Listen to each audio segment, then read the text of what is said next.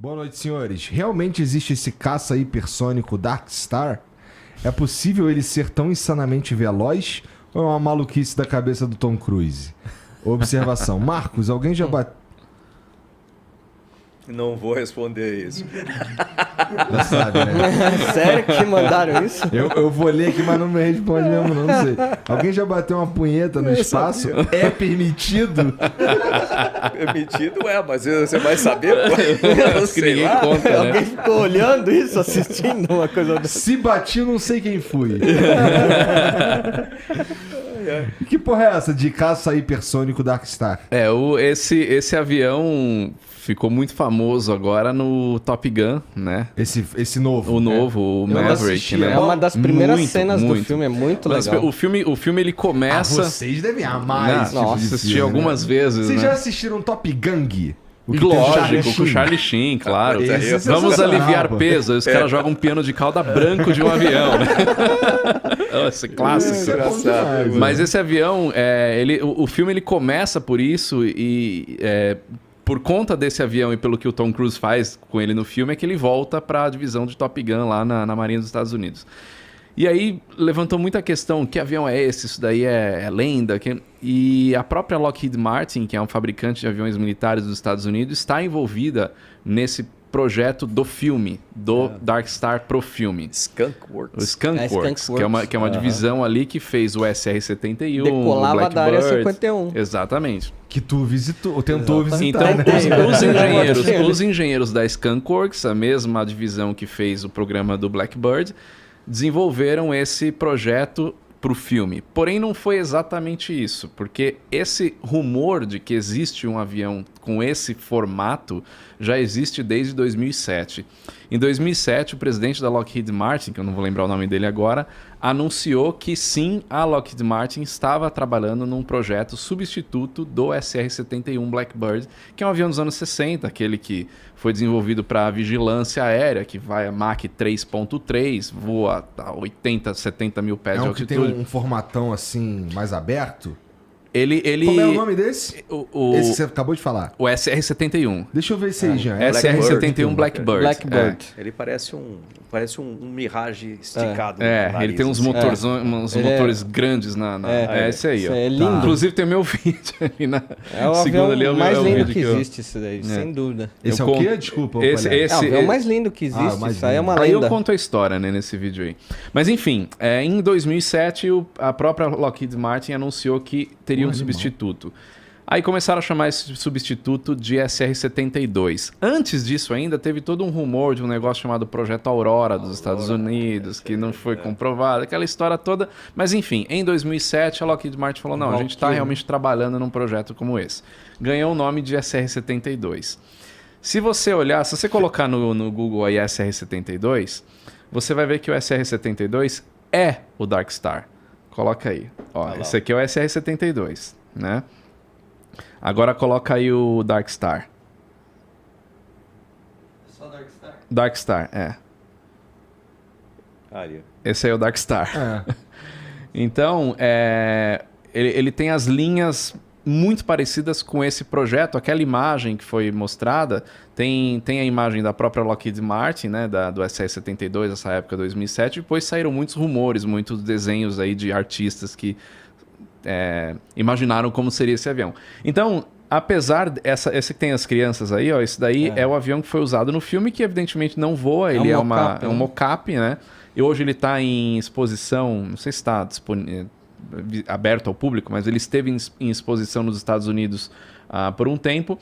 Mas ele não é um projeto que saiu do nada pro filme. A Lockheed Martin, de fato, trabalhou para trazer esse avião, para ser um avião de testes pro filme, mas ele já vem de um projeto antigo, que é esse que foi anunciado em 2007, e tem algumas diferenças de performance, né? Então, no filme, o Tom Cruise chega lá a Mach 10, que é 10 vezes a velocidade do som. O projeto original é Mach 6. Já é o dobro da velocidade do SR-71, mas seria um substituto. Mas aí entra uma outra questão também. Esse tipo de avião, que na época, nos anos 60, auge da Guerra Fria, aquele negócio todo, precisava de tripulantes ali para fazer um voo desse.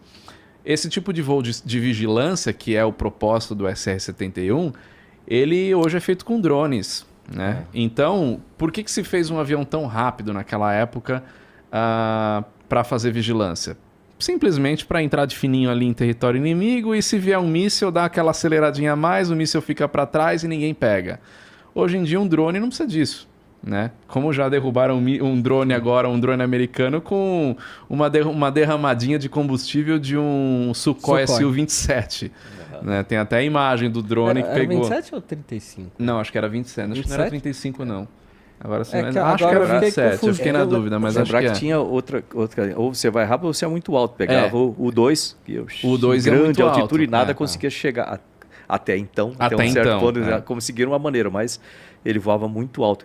Tinha um formato mais de planador, vamos dizer assim, por causa da rarefeito, né? Mas ele conseguiu ter sucesso também na época. Mas aí hoje os mísseis russos já chegam numa altitude dessa, já passam muito além da velocidade. Até hipersônico, né? Já tem hipersônico. Então começa a não fazer tanto sentido uma aeronave dessa com esse objetivo de fugir de míssil, de fazer a vigilância e fugir de míssil, porque, né, a tecnologia ela vai correndo junto ali.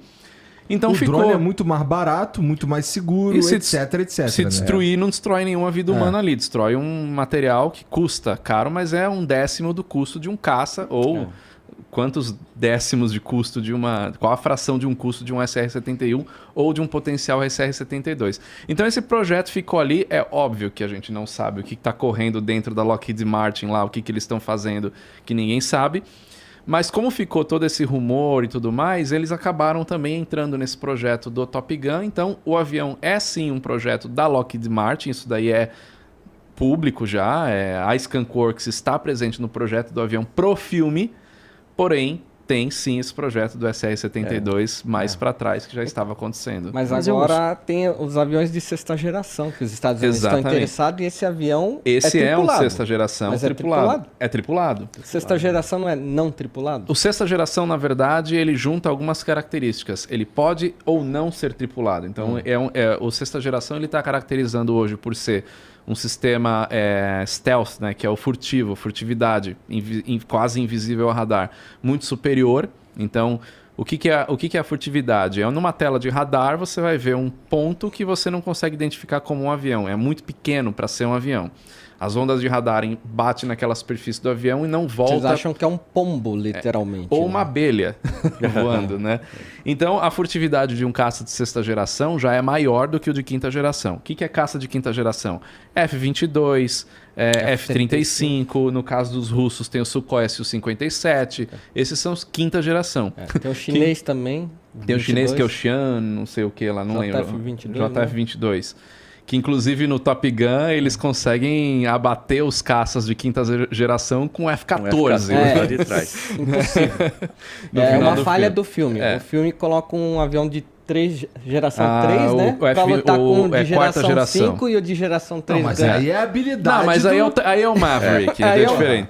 Então, e o de sexta geração, ele tem também a questão de toda a tecnologia integrada de inteligência artificial e uma série de coisas, de comunicação e tudo mais, que o avião pode também não ser tripulado. Então você pega um bombardeiro de sexta geração que os Estados Unidos está trazendo agora, que é o B-21 Raider, que é um substituto do B-2. O B-2 é aquela asa voadora, que é o avião mais caro do mundo e tal. Esse novo ele pode ser tripulado e pode ser não tripulado. Então, dependendo da missão, ele pode mandar sem ser tripulado. Toda a inteligência artificial já faz essa conexão com a tripulação em solo e o negócio funciona. Então, e tem um outro lance em relação a aeronaves desse tipo. Isso daí custa milhões, se não bilhões de dólares um avião desse, como o B-2 custa 2,1 bilhões de dólares. Só que hoje o tipo de guerra, ela não é mais uma guerra que a gente conhece como o dogfight, que é um avião atrás do outro, um tentando derrubar o outro, como acontecia na Segunda Guerra Mundial, que foi a guerra do dogfight, ou como a gente vê acontecendo num Top Gun, de caças de quinta geração fazendo dogfights. Isso não existe. Tudo bem, na guerra da Ucrânia aconteceu um pouco tal, mas daqui para frente a ideia é ser uma guerra mais cibernética e mais estratégica do que um avião correndo atrás do outro.